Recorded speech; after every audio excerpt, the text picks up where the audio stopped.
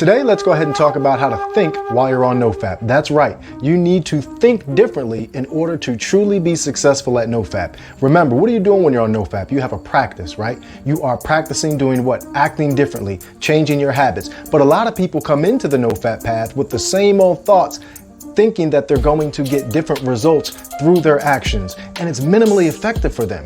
The reason why is that they forget to recognize that thoughts dictate actions and actions dictate results. So if you really want to have a different result, you have to have different actions. In order to have different actions, you must have different thoughts. Here's where people go wrong.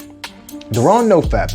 They're filled up with all these sexual thoughts like they've always been, and they're trying to resist these sexual thoughts.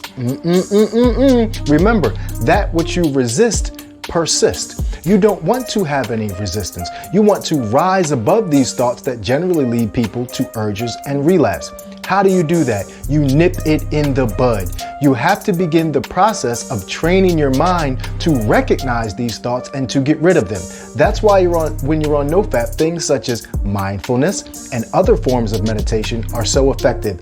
I recommend you do that, but if you don't want to, at least do this. Stop giving into those thoughts, because every time you give into those thoughts, even if it's just a little while, I'm not going to do anything, I'm just going to think about it, I'm just going to think about it. Well, as long as you think about it, you re-enliven the neural networks that cause you to relapse. That's what you're trying to kill. You allow that dopamine to be increased in your mind. The minute you recognize you have one of those thoughts, you have to change it immediately. That's how you get self-discipline on Nofap. That's how you get all the benefits. It first has to be a mental practice. You relapse because you're mentally weak.